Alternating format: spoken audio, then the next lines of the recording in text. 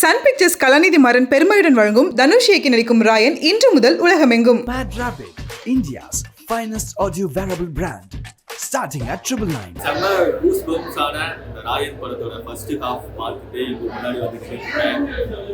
இன்னுமே அந்த கற்றுக்குள்ளே இருக்கு. அந்த ஒரு ஃபர்ஸ்ட் ஹாஃப் இன்ட்ரோல் சீக்வன்ஸில் நடந்த விஷயம்லாம் பயங்கரமாக இருந்துச்சு. இது எக்ஸ்பெக்ட் பண்ணவே இல்லை. எப்படி ஒன்று நம்ம தனுஷ் வரும் அப்படின்னு சொல்லிட்டு ராயன். ஸோ ராயன் அப்படிங்கிறது வந்து நம்ம தனுஷோட 50வது படம். ஹீரோட செகண்ட் டைரக்ஷனில் ரிலீஸ் ஆகிருக்கக்கூடிய ஒரு படம். இந்த படத்துக்கு ஆரம்பத்திலேருந்தே பயங்கரமான ஒரு எக்ஸ்பெக்டேஷனெல்லாம் இருந்துச்சு. இந்த படம் எப்படி இருக்க போகுது அப்படின்னு சொல்லி அந்த எக்ஸ்பெக்டேஷனெல்லாம் தாண்டி வேற மாதிரி ஒரு ட்ரீட் வந்து நம்ம தனுஷ் சார் ஃபேன்ஸ்க்கு வந்து கொடுத்துருக்காரு. ஏன்னா ஆடியோ லான்ச்லேயே சொல்லியிருந்தாரு, இந்த ராயன் படம் வந்து உங்களுக்காக நான் பண்ண படம், உங்களுக்காக நான் என்ன பண்ணுறேன்னா தெரியுது, உங்களுக்காக நான் ராயன் கொடுத்துருக்கேன் அப்படின்னு வந்து சொல்லியிருந்தாரு. அதுக்கு ஏற்ற மாதிரி ஃபேன்ஸ் எல்லாருக்குமே பக்கா ட்ரீட்டான ஒரு படமாக இந்த ராயன் இருக்கும். ஏன்னா ஃபர்ஸ்ட் ஆஃப் பார்க்கும்போதே அவ்வளோ பிரம்மாண்டமாக இருந்துச்சு. அதுலேயும் அந்த இன்டர்வல் சீக்வன்ஸில் தனுஷ் சாரோட டிரான்ஸ்ஃபர்மேஷன் இருக்கு இல்லையா, என்ன சொல்றது, வெற்றிமாறன் மோடி கொண்டு போயிருக்காரு.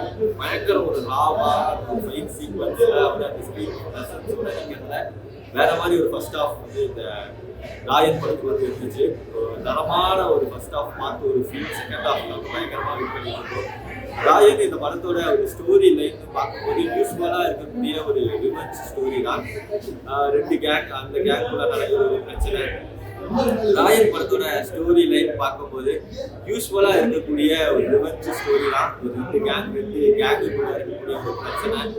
நடுவில் தனுஷ் சார் எப்படி வந்தாரு, அவங்க ஃபேமிலி இதில் எப்படி மாட்டிக்கிட்டாங்க அப்படிங்கிற மாதிரியெல்லாம் இருக்கு. தனுஷ் சாரோட ஃபேமிலி அப்படின்னு சொல்லி பார்க்கும்போது எனக்கு சந்தீப், காளிதாஸ், துஷாரா அப்படின்னு சொல்லி 3 பேர் வராங்க. ஸோ சந்தீப் பொறுத்த வரைக்குமே அவரு இந்த வீட்டுக்கு அடங்காத ஒரு பிள்ளை. எப்போ பார்த்தாலும் ஒரு ரவுடிசம் பண்ணிட்டு, எங்கே பார்த்தாலும் யாரை பார்த்தாலும் பயங்கரமாக பிரச்சனை பண்ணிக்கிட்டு இருக்கக்கூடிய ஒரு கேரக்டராக அவங்க வந்து டிசைன் பண்ணியிருக்காங்க.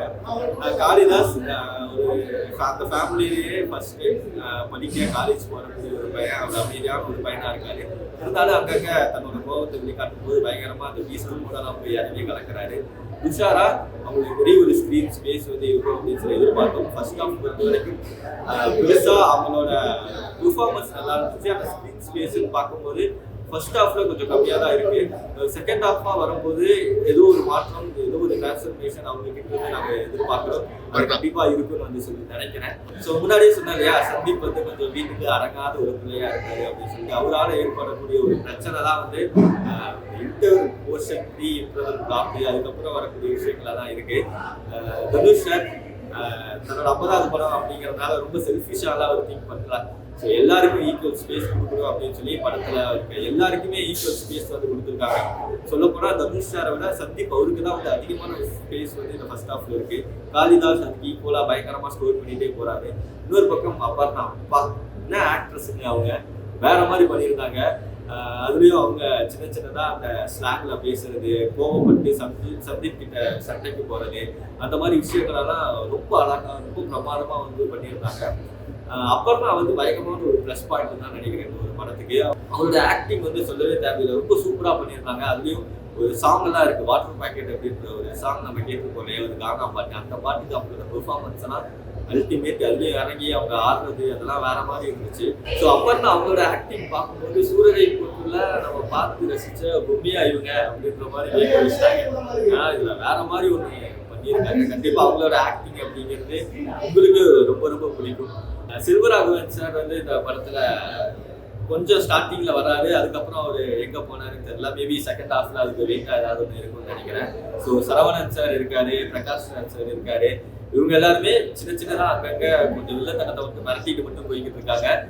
இன்னும் செகண்ட் ஹாஃப்ல தான் அவங்களுக்கான ரோல் ஸ்கோப் எல்லாம் எப்படி இருக்கு அப்படின்னு சொல்லி வெயிட் பண்ணி பார்க்கணும். எஸ்ஜே சூர்யா சாருமே அப்படிதான் இந்த இதெல்லாம் கொஞ்சம் சின்னதாக தான் வராரு. ஃபர்ஸ்ட் ஹாஃப் பொறுத்த வரைக்குமே செகண்ட் ஹாஃப்ல தான் வெயிட்டான ஒரு ஃபேஸ் ஆஃப் சீன் கண்டிப்பாக இருக்குன்னு நினைக்கிறேன். அதுக்கு தான் எல்லாருமே வெயிட் பண்ணிட்டு இருக்கோம், அது எப்படி இருக்க போகுது அப்படின்னு சொல்லிட்டு.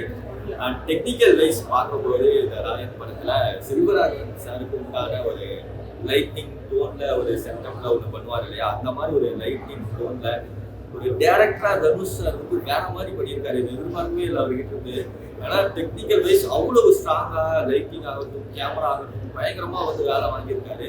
ஸோ கேமராமேனுக்கு வந்து பெரிய ஒர்க் இதில் வந்து இருந்திருக்கு. ஒரு ஈக்குவலான ஒரு கலர் ஸ்டார்டிங்லேருந்து எந்த வரைக்கும் அது எந்த இடத்துலையுமே நமக்கு வந்து சில படங்கள் எல்லாம் பார்க்கும்போது கண் எரிச்சலாக ஆனால் அது லைட்டிங் இப்படியெல்லாம் வச்சுருக்காங்க அப்படின்னு சொல்லிட்டு. ஆனால் இந்த படத்தில் அப்படிலாம் கிடையாம ஒரு அழகா ஒரு சூப்பராக ஸ்டார்டிங்லேருந்து இது வரைக்கும் ஒரு கலர்த்தனை மெயின்டைன் பண்ணி அழகாக கொண்டு போயிருக்காரு.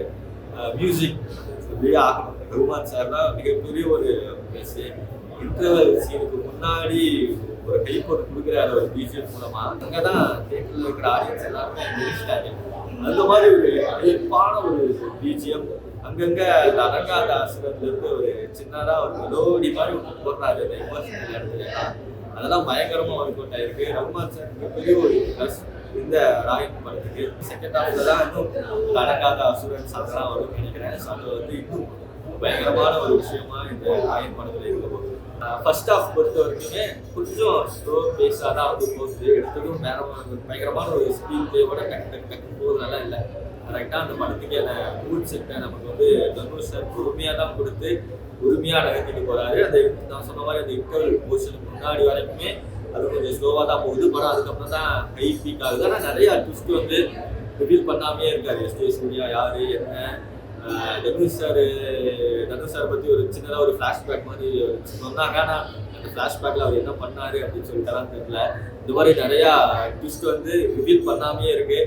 அது செகண்ட் ஹாஃப்ல தான் போய் பார்க்க போகிறேன். ஸோ இன்னும் எப்படி இருக்கும் பார்த்தீங்கன்னா இப்போ தான் அசுரன்ல என்ன சொல்றது சைலண்டா இருந்துட்டு அதுக்கப்புறம் ஒரு பீஸ்ட் மோடி போவார்ல தனுஷ் சார். அந்த மாதிரி ஒரு பீஸ்ட் மோடிக்கு இப்போ தான் இன்ட்ரோல் அப்படி இருக்காரு. இதுக்கப்புறம் தான் பயங்கரமா இருக்க போகிறதுன்னு நினைக்கிறேன். ஸோ செகண்ட் ஹாஃப் பார்த்துட்டு வந்து ஒரு ஃபுல் ரிவ்யூவா சொல்றேன். ஸோ எப்படி இருக்க போகுது அப்படின்னு சொல்லி செகண்ட் ஹாஃப் பார்க்க தான் பயங்கர வெயிட் பண்ணிட்டு இருக்கேன். சன் பிக்சர்ஸ் கலாநிதி மாறன் பெருமையுடன் வழங்கும் தனுஷ் இயக்கி நடிக்கும் ராயன் இன்று முதல் உலகமெங்கும். Mad Rapid, India's finest audio wearable brand, starting at 999.